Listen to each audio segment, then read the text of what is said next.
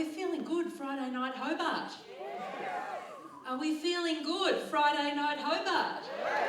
Yes, that's what I want to hear. Zoe, did you hear that? I did, that sounds great. Woo!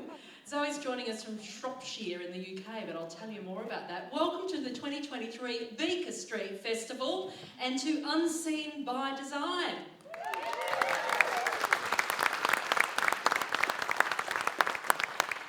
My name is Natasha Mitchell. I present a show called Big Ideas on the ABC, on Radio National, and it's a podcast on the ABC Listen app. We are recording this afternoon's event for the show as well. I'm super excited about this conversation. We are here to shift the collective thinking about what it means to sense and shape and define the world around you, and this is the stuff from which revolutions arise, I do feel. Tonight we are on the country of our first scientists, the lands of the Tasmanian Aboriginal people, members of the oldest continuous living culture on the planet, with an unbroken chain of knowledge built over thousands of years, tens of thousands of years, about Lutruwita's animals, about the plants here, about the waterways, about the skies, about relationships, about science, living, breathing, evolving knowledge that we can all learn from forevermore. A favour, if you could pop your phones on silent, that'd be great, but we would love your questions tonight, and we'll open the microphone a little later. We have a roving mic, so I'll get you to pop your hand up, and Bree will come to you. She's the stage manager tonight. Give it up for Bree! If you need to go to the toilet, good to know if you're busting, please do. Including accessible toilets are opposite the theatre doors. So our brilliant topic tonight with our brilliant speakers, three of you, unseen by design. If you happen to have sight, to sense the world through a pair of eyes, that is only one way, one singular way of experiencing the world, but there is so much more to the world to be experienced, as many of you in the audience know firsthand. The world is tactile, it is full of sound, it's full of smells and flavours and movement and air pressure and so many other ways of sensing the world. And when you have heightened access to some or all of those other senses, other than vision, your brain develops another set of superpowers, another set of awarenesses. Science tells us that. And the question the festival team have posed for us here at Beaker Street tonight is, if something exists in the visible realm, does it belong only to the sighted? What's your answer to that?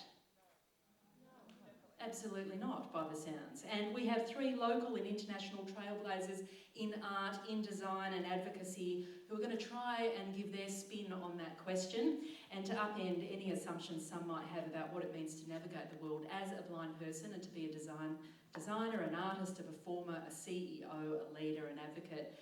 Why does design, architecture and experiences design for and blind people often make for better design for all? Let's welcome then Zoe Partington, who joins us on the line from Shropshire in the UK, where she's co-director of a Disordinary Architecture a project. She's an internationally celebrated agent of change, an activist, an artist, a curator, a consultant. She works with powerful audio, visual, tactile representations to explore disabled people's perceptions and experiences of space. That's her description of her work. Her practice is informed by her own experiences of sight loss and has become a tool for changing how the people that she works with and advises think about disability and think about art. Welcome, Zoe. Awesome to have you with us down the line. Duncan Meerding, local superstar, lighting and furniture designer and maker, based here in Tasmania, current president of Blind Citizens Tasmania, the Tassie branch. He gave me a bio that was very understated, I felt, for what he does. His beautiful stump lights made from tree stumps have won a coveted international lighting award, been shown in Venice, Milan and beyond. His work has been commissioned by clients ranging from Singapore to Stockholm.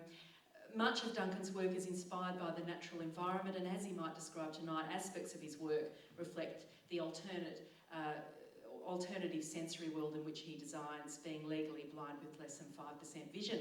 Give it up for Duncan.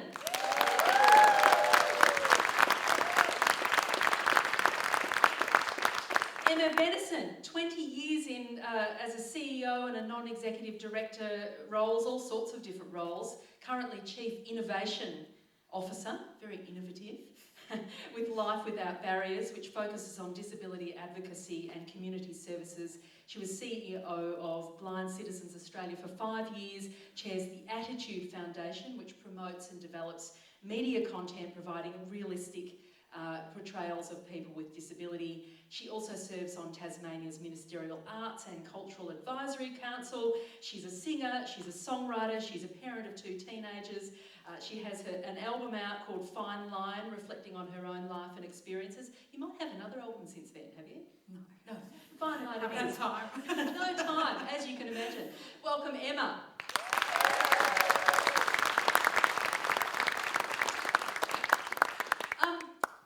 For you all, I'm curious to know in what ways you found people making assumptions about blind people doing certain jobs over others, and also exploring certain kinds of creativity over others.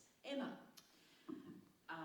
Yes, so many. Well, I mean, the story I could tell you about that is that very often I used to walk into, conferences or conference rooms, boardrooms, and sometimes I'd be with a colleague who was sighted, and it was absolutely incredible how often the assumption was that they were the CEO and I was the admin person. That used to happen all the time. And, in terms of career, I meet people at airports. I spend a lot of time in airports these days, and it's quite extraordinary when I used to be a CEO and they would ask me what I did, and I would say, well, I'm the CEO. And then the conversation would just stop because they couldn't really get their head around the fact that a blind person could be a CEO. But then the same could not be said of being a singer. If I tell people that I'm a singer, that's absolutely acceptable for a blind person to be a singer because Stevie Wonder's a singer, right? So yeah, it's really interesting, those assumptions. What's going on there? Oh, I just think that people have a stereotypical, it's not conscious, I don't think. I just think that unconsciously people have a stereotypical view of what blind people do and what we're capable of. It's just very much ingrained in people's psyche, through fairy tales, through popular culture, all of those things. So when you were growing up, blind from birth, how did you navigate those assumptions? And did that change over the course of your life? At some point, did you feel you had to throw off other people's assumptions? Yeah, definitely did feel that way when I started to get into leadership roles, because I had a huge dose, and probably still do, of imposter syndrome. So definitely, yes, have to work very hard every day to throw off people's assumptions and my own ingrained low expectations. But I do think that one of the things I try to do always, and probably have always tried to do, is just to be kind. It doesn't cost anything to be kind. Doesn't mean you always have to not tell people the home truths that they need to hear, but you can do it in a kind, hopefully, and compassionate way that doesn't make people feel like they've failed just because they made an assumption that's not even their fault. So I think it's about just trying to navigate it in a way that remembers that we're all human and we're all interconnected, and nobody means to make people feel uncomfortable, hopefully. Yeah. So. It's usually lack of understanding, isn't it? But such an interesting response around the singing. Yeah. That there's a certain type of creativity. Yeah, that's acceptable. Yeah. Zoe, what about you? To what extent have you had interesting encounters or responses with people when you say that you're a visual artist? Well, generally the media refer to you as the blind artist, and it's all very,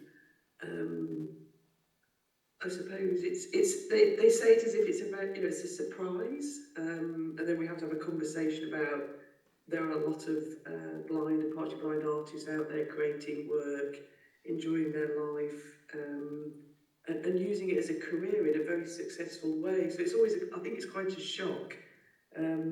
And then I always have to sort of think about trying to explain it without going into all the detail of the sight loss, because for me, that's not what it's about. It's about what I do, how I think, how I develop my practice, and that can give you incredible, unique insights. And I think the other thing your confidence can get knocked because people can be quite negative towards you, or you're not necessarily part of the infrastructure, the elite visual art world. So you really have to fight hard, change your thinking and your practice, become very visible, ironically, to make sure that you aren't, forgotten about or not included. So it's a battle. It's a tough battle sometimes.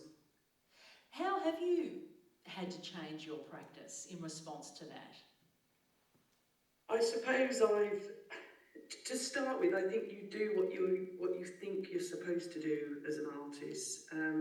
But I think through experimentation, through feedback, I started to think, because I used to, before I lost my sight, I used to do quite fine detail types of images and paintings. And I think what was really interesting for me was I went on an abstract painting course to Iceland along with sighted people. And the tutor who was teaching us the abstract art was really struggling with the sighted people on the course. And actually, I started to develop my practice in such an interesting way, listening to what she was saying about painting abstract landscapes, about the emotions, about the feelings, about actually physically being in the environment and the landscape. And I realised I'd got a huge advantage over all the sighted people because I wasn't worrying about the little tiny tree in the distance. I was more engaged with that, that holistic experience of the entire mountain range, really, or the sky, the weather, how the ground felt. So actually, you begin to realise you have an advantage, which is great. How did that feel when you started to really claim that advantage? Feel it, own it? You feel it's like freedom in a way, because you feel like you could just break out and do it your way, and you suddenly realise, like Emma was saying, that you can start being more honest with people about what those barriers are, what's keeping you back, how other people's assumptions need to change. So you end up doing a lot of, I don't just work as a visual artist, I do a lot of training, development, thinking, writing guidelines, thinking about new ways to get people to change their perceptions. So you do a lot of the other work on the other side, but actually that teaches me an awful lot about human beings, and it makes me understand, the human race, I think, more. And like Emma says, you have to understand that people are not given the tools, in education, in the school environment, as young people, to understand that difference can be really good. It's not a bad thing, it's not a negative thing, you don't have to be pitied. Yeah. And I think that's really important that we still don't talk about this properly in our schools with disabled people that are informed thinkers. And if we did, it would be very different, because I think when people do become disabled or lose their sight, everything around you is about that as a negative perception, not that actually, there are people out there doing all sorts of things, like myself, like Duncan, like Emma. So I think it's really important that we stop lying to people in a way, we start to be really honest and really focus on the things that make you happy. I think that's the important thing. Yes, this idea of gain rather than loss, of abundance rather than lack. Duncan, Meerding, what about you? As you developed your practice, your design practice, what were the sorts of conversations you had about you as a visual artist? How long you got? So even when I decided to start practicing, I don't actually remember this conversation, but somebody else, the person I had it with obviously does. One of the low vision specialists, I was having a conversation with them, and they recount this story to people, and I've had other vision impaired and blind people come up and tell me when my vision sort of early years of it degenerating, I said, I want to start making things of wood or what have you, or designing and that sort of stuff. And I said that, and he's like, I don't know about that. I said, and I don't remember saying this, so I was like, that's what I'm doing. But I was a bit of pig-headedness, which... Love a bit of pig-headedness. I think like that stubbornness has helped sometimes. Sometimes also, like anyone, if you're a bit stubborn, it can help you, it can also hinder you.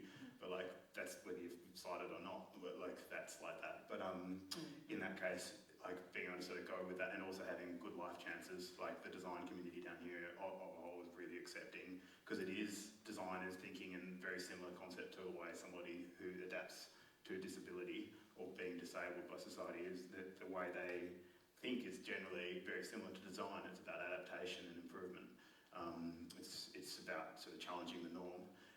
So, you know, in that same respect. That's so interesting, isn't it? That you found that community, that context. Yeah. That was enabling, because it's the world that is more often than not the disability, isn't it? Yeah. So like we'll probably talk a bit more about that in a second in terms of like different models of disability. But for example, even though that community on the whole was accepting, I did have a few conversations that were a bit eye rolling. That's probably not the right word to use, but what have you. Like one person came and was like, "Oh, you really should become a musician." Like they really fixated on it's becoming a the musician. Stevie Wonder trophy. Well, I was like, you haven't heard me sing, but I had been described as singing like Tim Buckley and who's the other drunk one sounding one. Tom Waits. Yeah, Waits and Buckley combined. So yeah, you interpret that.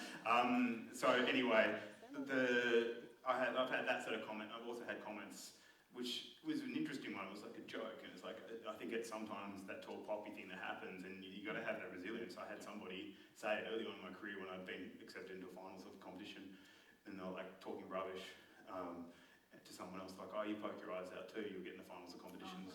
But the thing is, like, obviously that person is maybe a little bit jealous.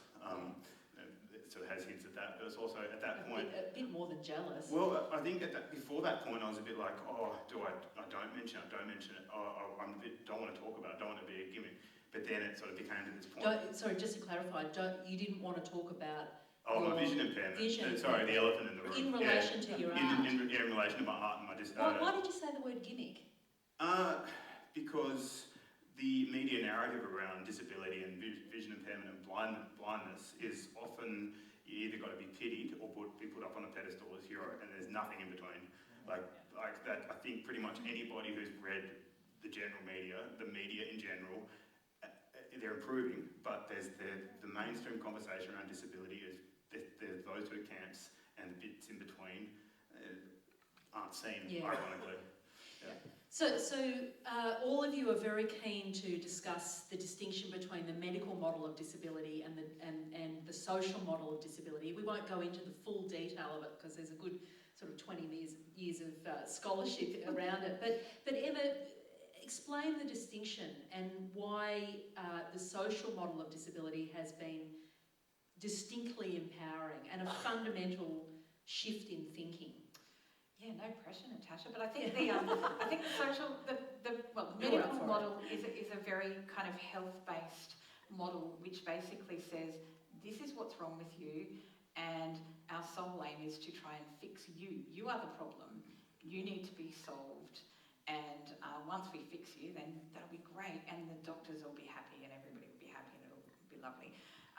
The social model emphasises the fact that it's society and the way that society is structured and designed that is the barrier to full and equal participation by people with disability, and that actually it's society that needs to change in order to empower and enable people with disability to lead full and productive lives. So the reason that's so important is partly about what we were talking about before, that we need to stop talking about disability as a deficit, and we need to start looking at it as an asset, and society needs to see us as contributing members of society, whether it be economically, socially, culturally, whatever.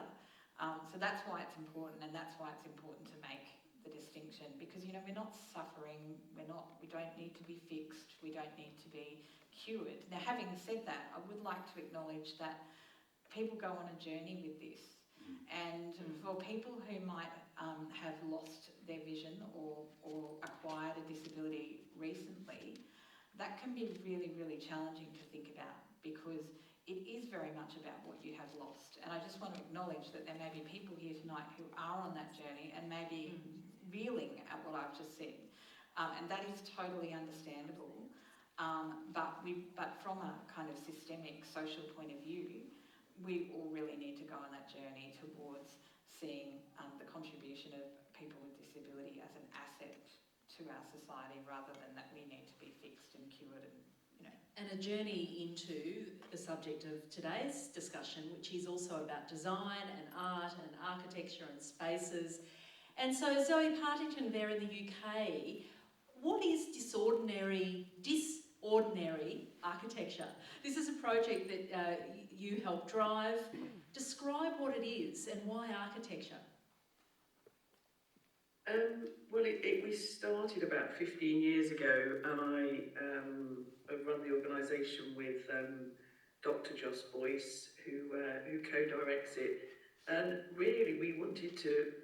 I was working in talking to architects and trying to get them to think differently about the design of spaces and buildings, and involving disabled people in those processes, really. And Joss and I met, and she was very interested in this, and I think it was great because I had a new approach. I wasn't interested in the usual sort of auditing a building, looking at what didn't work, and then trying to fix it. It's a bit like fixing a disabled person. What I wanted to do was to work in a way where disabled people were involved from the very beginning, so they started to shape the way architects and designers might think about, if you're there from the beginning, you embed very inclusive practice into the whole arena, really, of design and architecture.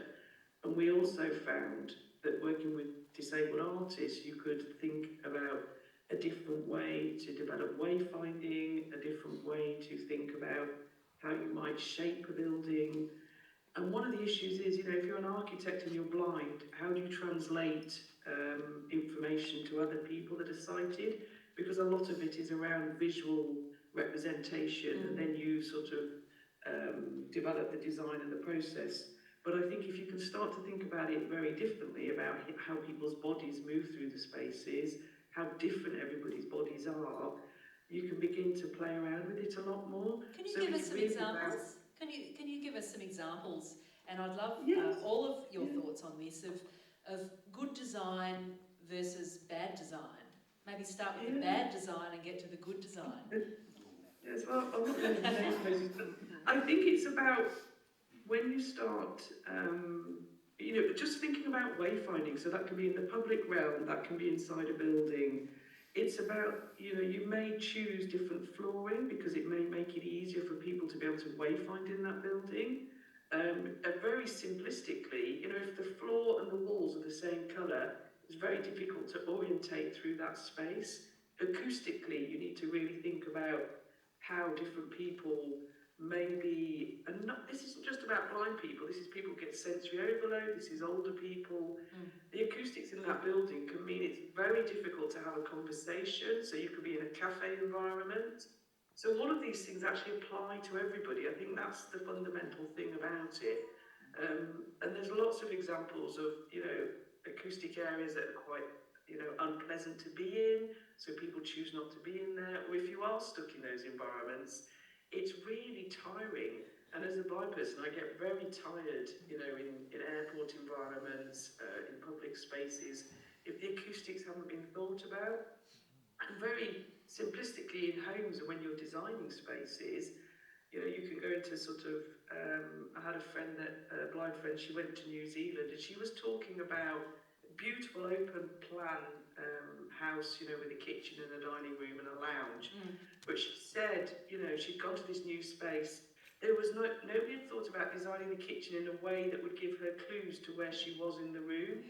So, again, it was a very sort of, you're sort of in this, I did write a report actually called Naked Space, about how you don't know where you are in a space because it's only been designed in a visual way. But as soon as you build these other clues in, it makes it much easier to orientate.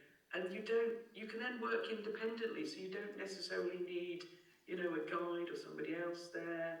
It just starts to free free you up really in these spaces and these designed environments. I'll be interested to hear how you work with architects and what changes in them in the way they think. But Duncan, what about you? You had quite strong views about bad design too.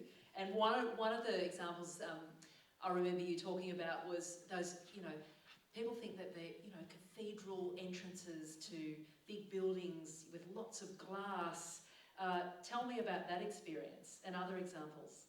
Oh yeah, I suppose maybe less so like cathedrals, but a lot of modern architecture is lots of glass, lots of steel, and lots of concrete.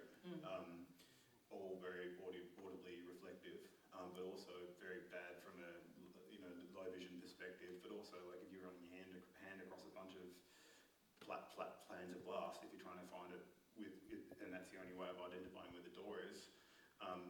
One, it's not that much fun when the door moves, but two, like you've got nothing else to reference off. Like the door will just open, and like you've got Buckleys of sort of figuring out where the doorway is, and say the sensor's also not calibrated properly, you just keep on walking past the door. So like having the problem is making something look nice and something accessible. They're not counterposed. There's like it's not a dichotomy between the two. So that's what I think what Zoe's sort of alluding to before is like you don't have to have audio, like you don't have to have tactile markers everywhere that are those big Lego brick style ones. You can have different looking ones and different textures of floors to help people work out where things are going. It's not just about that. Beauty can be accessible. Accessible can be beautiful. Well, from your perspective as a designer.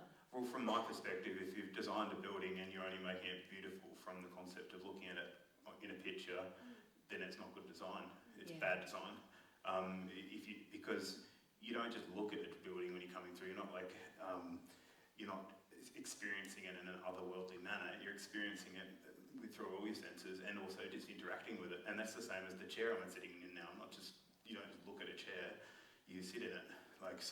You have to take into account all the different aspects of design, and you also the feeling of the texture of it, and like it's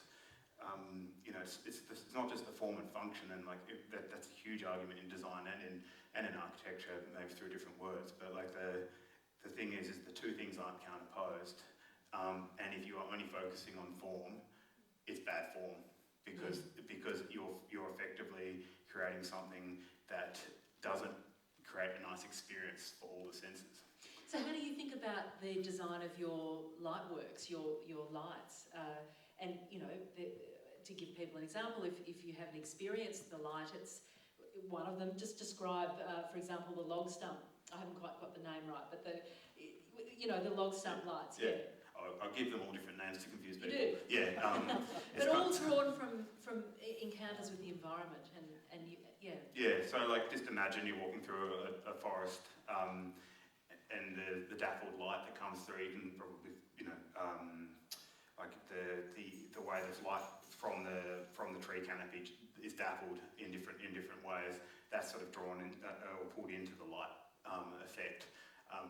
And it's very much about light dispersing from the side and creating a relaxed environment. And there's a lot of research about indirect lighting being nicer to be around, and not having glare. Like glare, a lot of people. There's a reason why sunglasses were invented. And so the concept of the low light there is a relaxing one. But a lot of my lights sort of integrate that, and so just imagine sort of like a log, and through it there's like radiating cracks, and those cracks sort of make a starburst of lights in very randomised patterns. Yeah, they're gorgeous. And do you think about them in relation to your experience of light as well?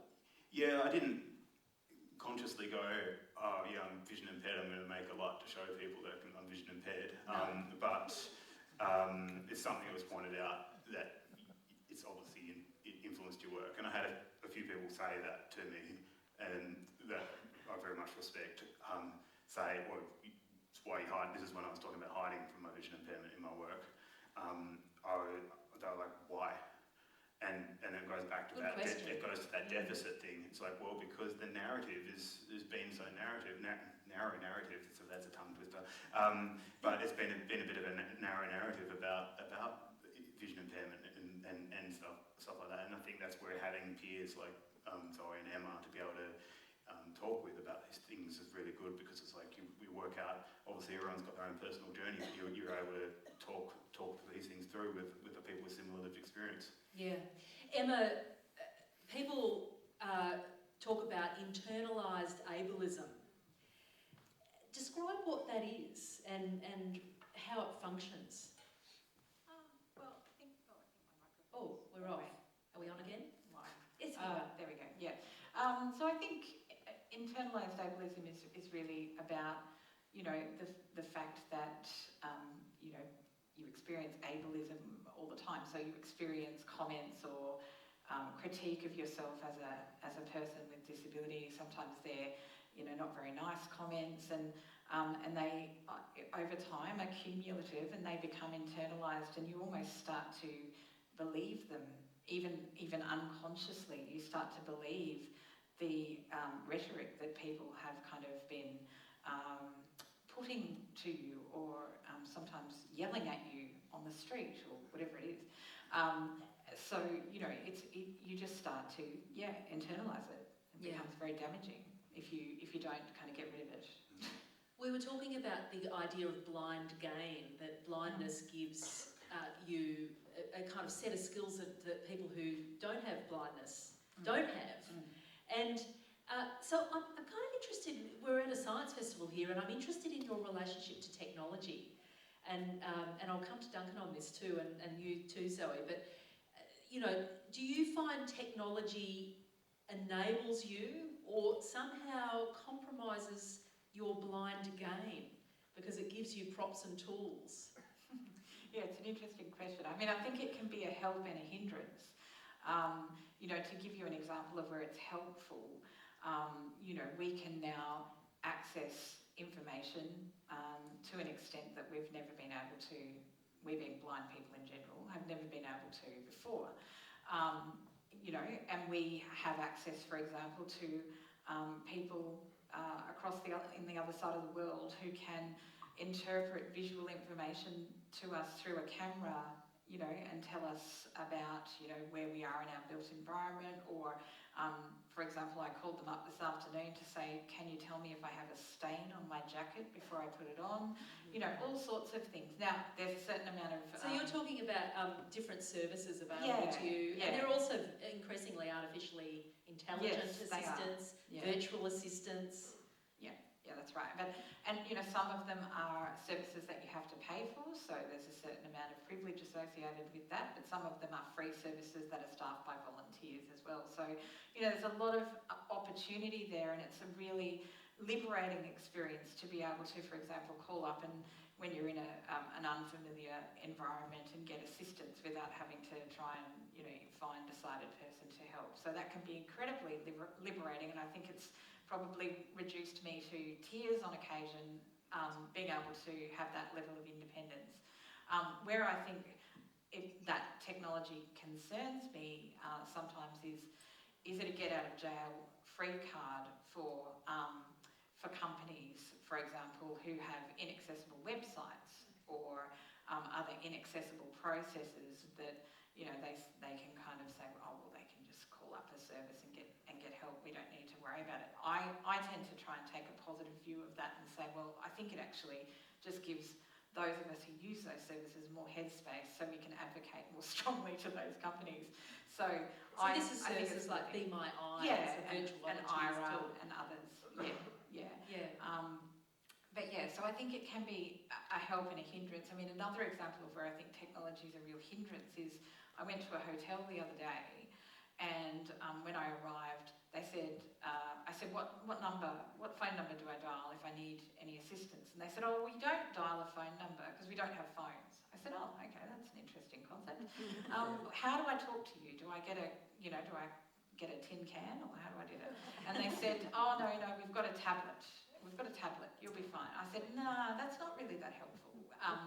And they said, oh, well, there is some mechanism that we can turn on, that we can make it talk for you, but I'm not really sure how we do that. I'll have to go away and see if I can find the instructions. And, an hour and a half later, they finally managed to get it talking, and the one button that wasn't labelled for the screen reader, so it just said unlabelled button when I put my finger on it, was the button to access the phone app.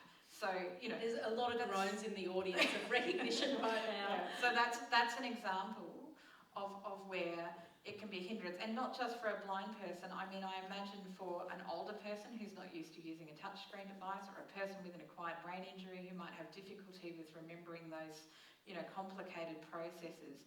It can be really unhelpful. So, there's good and bad with technology, I think. Before I come to you, Zoe, I just want to, Duncan, tell us about the way you work in your space. So you now have, you've run your own tool shop and your own design room and your own space now.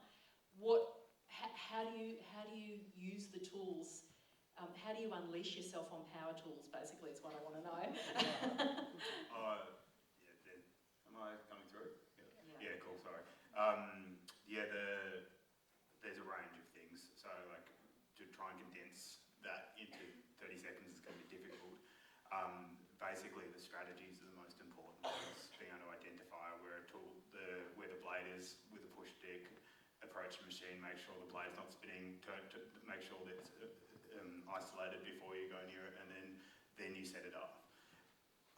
People do that with eyes when they look at it. Well, some people do. There are plenty of chippies and furniture makers and what have you out there with a few digits missing. Yeah. And I don't want to jinx myself here because I've got 10 fingers at the moment, but there's always there's chance for 10 mistakes. Or actually, there's a few knuckles as well. You can make more than 10. But anyway. So many ways to lose a limb. Yeah, well, there is actually a furniture maker, I digress, but it's kind of a funny story. There's a furniture maker I know of that in their joints, I think they write, I might be combining two stories, but never let the facts get in the way of a good story. They write in blood in the joints when they glue it together, like a little, like their name and their, or maybe, no, that's actually just somebody writes with the joints. I just combined two stories, but remember.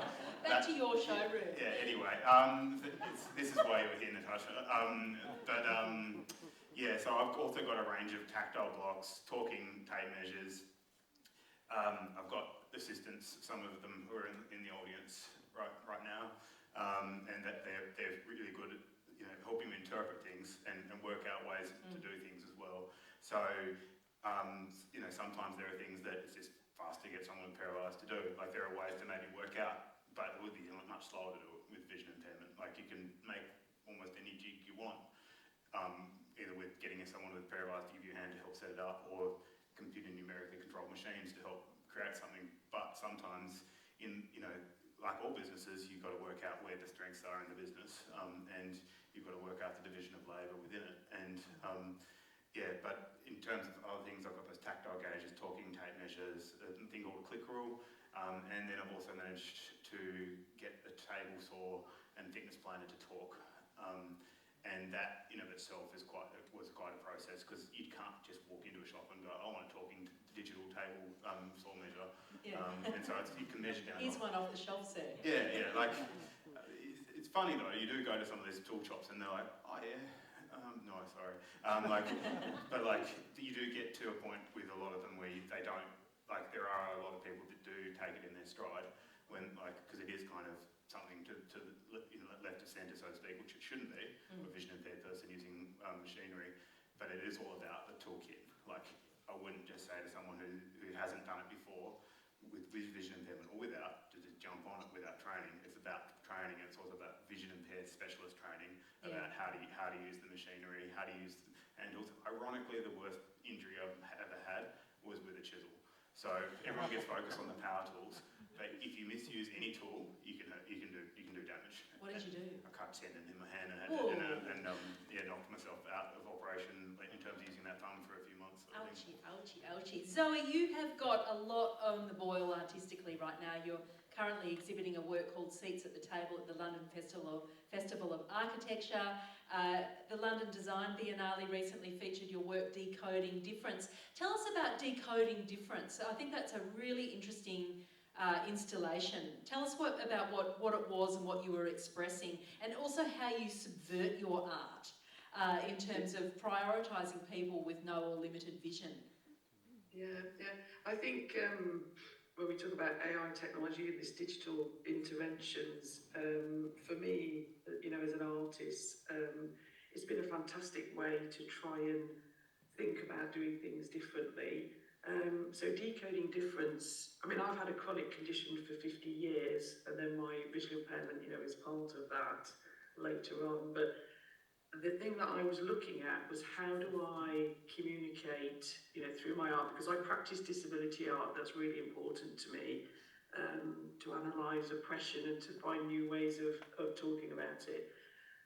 So Decoding Difference is an art installation that is powered, it's lights, and it's powered by a computer and the programming behind the scenes, but it's also linked to the data on my telephone and on a transmitter that's embedded into me, that basically shows you what my blood sugar levels are. So at any time of the day or night, I know exactly what my blood sugar levels are doing, and I can use my insulin pump using Bluetooth technology and all sorts of other things to very quickly make sure that my sugar levels remain how I'd like them to remain. But part of that process of managing your diabetes and managing conditions is it's a 24-hour-a-day job. It's not a sort of, you can't turn it off when you go home. Or those way, you see those programs where they try and pretend to be a disabled person for the day, and you just think, well, that's not really what it's about. So Decoding Difference is a light installation, and the lights move and are basically the data from my pump goes to my telephone, and then the transmitter, and then it is via Wi-Fi. It can be running a light installation in London, which is 3 or 4 hours away from me. Wow. And this light installation is designed so the blue light is when my blood sugar levels are what I'd like them to be, and it can go up to like red, purple, green. So it varies depending on what's going on in my body. So I was trying to create a portrait, but not the portrait, of a photograph of me wearing all that technology and looking a bit like a cyborg. But it was about creating a beautiful installation that actually there's a hidden message behind it. So people would start watching this installation, and it's about the physiology. It's my portrait in a way, but it's quite a conceptual way of delivering it. And it's really, I've had some really interesting reactions from people. Some people feeling uncomfortable once they know what it's about. Why do you think they're uncomfortable? That's curious. Is it too intimate for them? I think so, Natasha. Yeah, I think some disabled people have gone, oh my God, it's fantastic, I want to know more, will you come and help me with my PhD and all sorts of things. But for some people, I think, because it's about, what happens to disabled people is all the time they're asked about personal details. They're not asked about what the barriers are or what would help you be part of everything. People want to know those intimate medical details. So Decoding Difference was a sort of experiment to try and get people to, to have that conversation and to think differently about how they might approach life, how they might approach thinking and talking to disabled people. So it was part of a big thing called the Layers of Vision exhibition to start with at Bush House last November. And that was an opportunity where I was able to work with King's College and basically curate a show with 10 blind and partially blind artists who created different sorts of works. And everyone used different types of mediums, but I was asked to look at lighting. So that's why this piece started to develop. I'd been thinking about it for a very long time, and it's worth saying to people, it had been rejected for several things I put it in for, but actually it was then commissioned. I was able to build it. I was then able to rebuild it, to take it to Somerset House, to a huge international design show. And that was really interesting because I started to think about different works that I've created. So I've now got a whole series of neon lights, which are disability slogans from the disabled people's movement and from disability culture. And those slogans are they're now, I call it painting with light, so that for me is just another way of creating something. But one of them says appetite control, which links back to decoding difference, and it's about how people with diabetes need to keep their control very tight to be well and healthy. But it's also about how we are controlled as disabled people as well. So there's always little elements in there that, you know, that are, there is another story, if you like. And you're also subverting, you know, the possibilities for who can engage with your work, prioritising some viewers over others. I do, yes. I mean, I did something called Domestic Landscapes, and that was very much about disabled women's stories using domestic objects as a catalyst. That comes out of all my work around audio description and or describing landscapes. But I think it might be interesting to describe domestic environments and start to think about how women are connected to those environments quite a lot, and how they may use, you know, like a Salter scales. I've used that in the artworks. The Salter scales tell a story. They tell a story of my life of this chronic condition over 50 years. I build in sound, I build in audio descriptions. I'm trying to make it, as Duncan was saying, you know, that it has this aesthetic of a balance of beauty and functionality. But at the same time, I realised when I was doing that show that I needed to create something for sighted audiences. So I started from audio description. I didn't start from a visual image. And then I realised that access-wise, I needed to create visual images so that sighted people could connect with the show. And I think it's trying to think, you know, slightly differently about how you might capture people's thinking and explain that. I mean, when you obviously go to the show, it's not obvious to start with, but it didn't start with these objects, and they're all vintage domestic objects. They're very beautiful. They've been designed really in quite an amazing way, and now we see these vintage objects and people really are starting to collect them again. And those are the photographs in the show, and they're very powerful because they sort of, I've had them photographed in a way where they look like museum objects. And for disabled people, we're often a museum object, you know, we're often looked at, pitied and classified, if you like. So again, you know, it's as an artist, you can have great fun, I think, and try and, I don't know, sort of play with it to create creativity. I'm going to get you in the audience now to pop your hand up if you'd like to ask a question or offer a comment. We've got a few minutes to come to you for questions, and as you're getting ready to put your hands up, don't be shy, please. Zoe, I want to round back to this conversation that you have with architects and designers too in your work. What sort of transformation have you seen? Because you work with all sorts of institutions, all sorts of professionals who want to take into account accessibility and struggle to do it. Yes, yeah. Well, we've had, and Duncan has come over to the UK to help us with that. We've run a course called Architecture Beyond Sight at the Bartlett Institute of Architecture, and that, you know, over 3 or 4 years, that has significantly moved thinking on. Some of the original trainees that came on that week course are now qualified architects. So I think it begins to show you that it is possible for blind people to be architects. We've had to start thinking, you know, we've had to talk about the social model and changing cultural values within those organisations. So lots of things have actually moved on and moved forward. When we first had those conversations, we were looking at, you know, where are those disabled architects? Where are the blind architects, the blind designers? If they're on these courses, what are the barriers on the course? How can we get that thinking to change? I mean, one of the reasons for me bringing, you know, encouraging Duncan to come over was so that he could be working. I knew when we were talking with the Dean about this, there was going to be a red light around the workshop and around, you know, what's seen as dangerous machinery and tools. So blind people, disabled people are often not allowed into the workshop environment. But I just thought, you know, let's have Duncan here so that he can show the teams and the technicians how we might do this in a different way and how it might be safer to have a blind person in the workshop.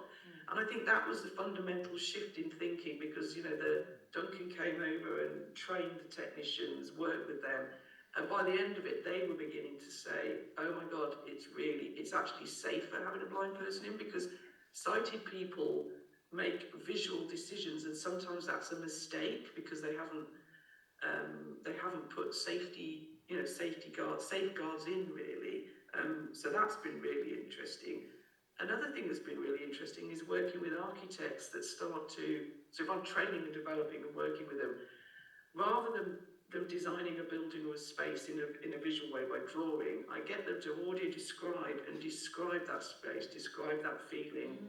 I've actually seen an architectural practice that we work with win a commission and a design because they presented the audio description to the clients, and they absolutely loved it and went with it. So I think, these things do open up, new pathways for all sorts of people, but also make it inclusive. So I think, that's the really important thing. So accessible design is good design for all. Completely, yes. It's not about blind people in that sense, or disabled people. It shifts the thinking. So, when you're, like, even when I'm working in a gallery setting and training curators or educators in how to audio describe a painting, what they're learning to do is to communicate better. It's not about blind people. It's about, individuals and organisations taking responsibility to realise that the world is made up of many people, and there might be a different way of doing it that might be better. I'd love to grab a question or two in the last couple of minutes we've got. Who'd like to offer a question? Or we've got one over there. Thanks, Brett. Coming to you now on the table. Excellent, thank you. So I've got a question, I guess mainly about the word disabled or disability. We use the word disability, disinformation, disagreeable. It comes with such loaded negative connotations. And I'm just wondering whether we need to rethink the wording we use and maybe say different ability or diffability, or I don't know, just flip the conversation so we're actually looking at strengths, and then at the bottom on, say, an application or a comment or whatever, you can say that I do have some difficulties with sight. Or here are my needs. But the emphasis is really on what your abilities are rather than that word disability. What do you think? Excellent question, many views on that. I'll come to Emma and then I'll come to you, Duncan, and then Zoe. I would say a couple of things. First of all, yes, it's a problematic term, but we could have 1,000 discussions about what a better term might be. I don't want to be different either. So I think it's more about the way you actually talk about disability than and what you say. So, for example, I would never come to a person and say, so what's wrong with you, or what's your disability? I'd say, what access requirements do you have in order to make sure that you can participate fully in whatever it is we're doing today? And I think that's a really different question.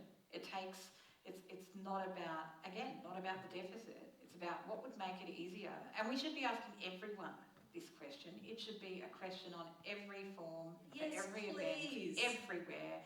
Because if I'm a parent bringing a young child to an event, I also have access requirements of a sort. If I'm coming to an event, where I might struggle with loud noises, then I have access requirements. But I might not consider myself as identifying as being a person with disability. That's a question for me. So I think, we really just need to be talking not about disability so much, but about access requirements. But the other thing I would say just quickly, Natasha, is that, I do think the disability is not about us, as I said before. It's society that disables us. And it's not actually about describing us. It's about describing the world in which we live. We're disabled by the world in which we live. It's not about us being the problem here. So I don't think it's about how we're described as much as how we talk about society.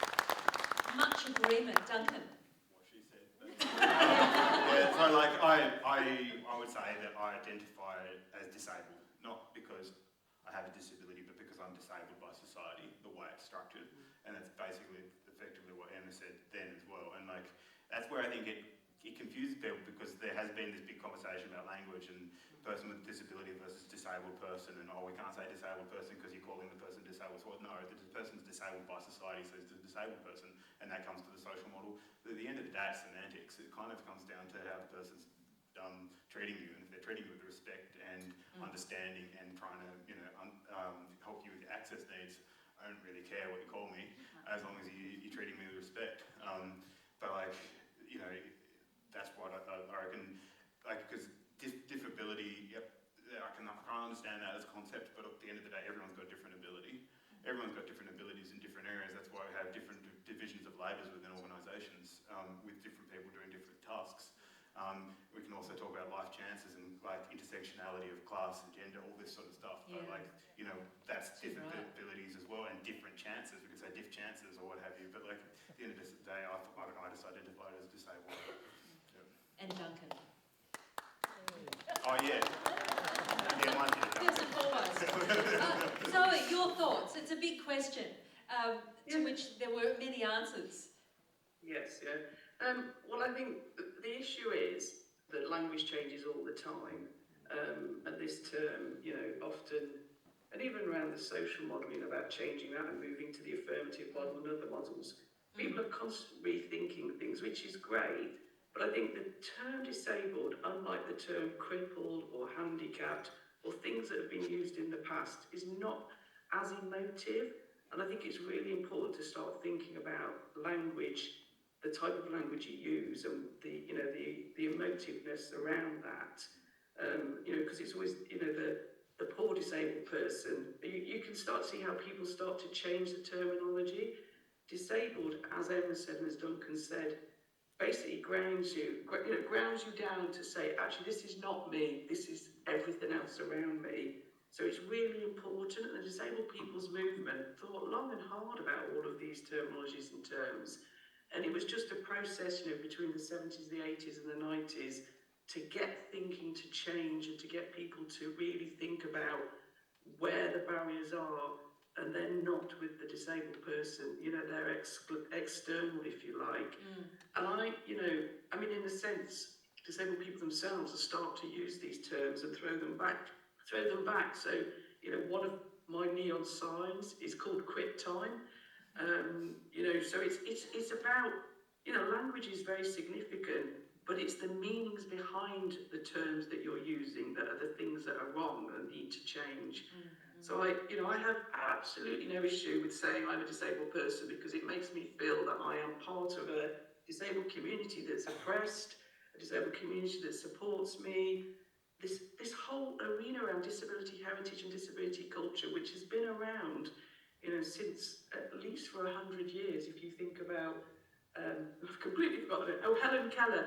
If you think, Helen Keller 100 years ago was talking really about the social model of disability. It wasn't called that then, but a lot of her thinking has been rewritten by non-disabled people. Yes. And we're hearing not the stories of Helen Keller, but other people's perceptions of her. So I think, it's a brilliant question, but I'm really happy at the moment with that particular term, because what I'd like people to do is to not keep talking about terms, but actually to change their thinking and change their actions towards disabled people. Yeah, and also not to get tongue-tied. If you're worried about, I can't keep up with the terminology in Australia at the moment. Some people use people with disabilities, some people use disabled people. But just talk to us, for God's sake. Yes. That's my message. Don't get so hung up about the language that you get frightened, because there is, a lot of fear and stigma associated with disability. Don't get so hung up that you don't talk to us.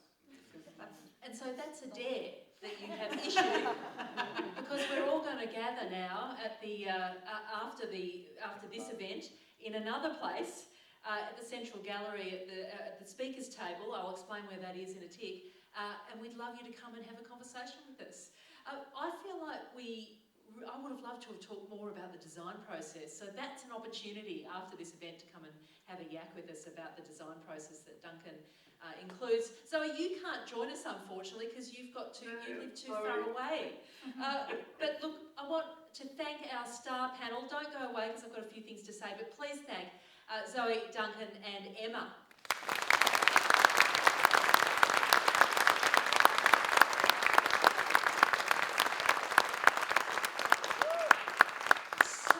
much to talk about, I do feel.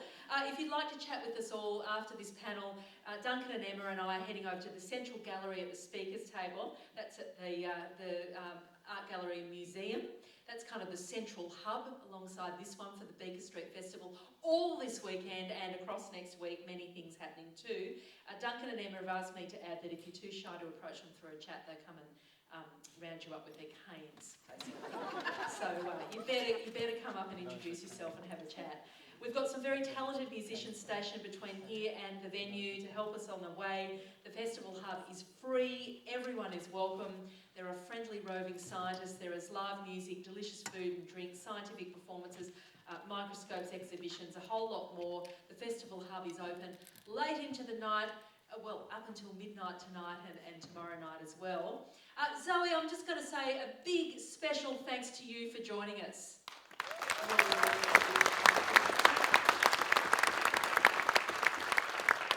We barely touched on your amazing practice, so please take a look at Zoe Partington's website if you get the chance.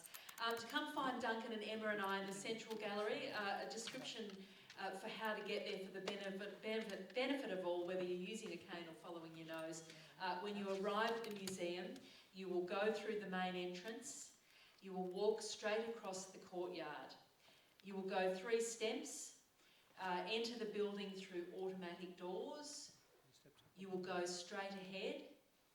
If you are taking the lift, you will turn left, you will go to level 1, you will walk straight ahead into the Central Gallery.